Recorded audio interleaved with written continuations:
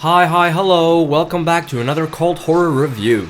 One of the horror movies that I consider to be part of the best of the 1970s is The Omen. Some consider it to be some sort of a shadow to The Exorcist, released 3 years earlier, but I think that it's a great and very classic and thrilling supernatural horror movie that doesn't need to be compared to The Exorcist because it does well on its own. But just before we get going, if there's a cult horror movie you'd like me to review, just leave me a comment down below. And don't forget to like this video and subscribe to never miss out on another bad movie review every Friday and cult horror movie review every Tuesday.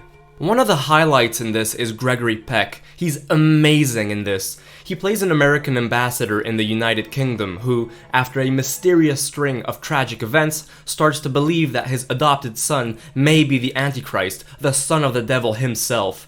I loved that the movie decided to take it slow. It takes its time to set the mood, to get to know the characters. It starts by painting a beautiful portrait of a happy and well-to-do family, gradually creating tension as the parents discover that their son may not be who he appears to be. And as more and more clues are uncovered, it all leads up to a terrifying and nail-biting third act.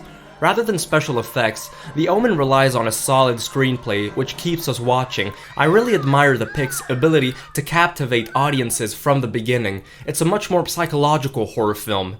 Apart from Mr. Peck, there's a whole set of other memorable characters, like his wife Kathy, played by Lee Remick. I also like the character of Father Brennan. Even though he doesn't appear that much, actor Patrick Troughton was very good at playing this very disturbed and edgy priest who tries to warn Robert about the coming of the Antichrist and biblical prophecy. And the character of Keith Jennings, played by David Warner, was also very enjoyable and memorable. I found out that this movie actually won an Academy Award for Best Original Score, and I can totally understand it.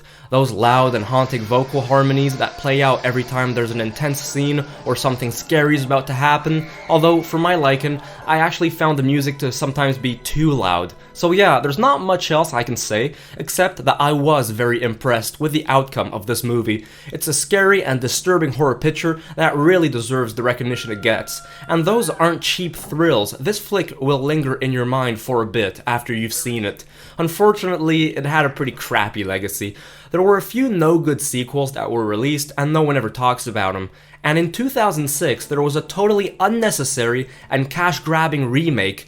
This magnificent horror masterpiece deserved to just be left alone. Those successors didn't do the film justice. On a bottom note, I highly recommend you guys watch this one.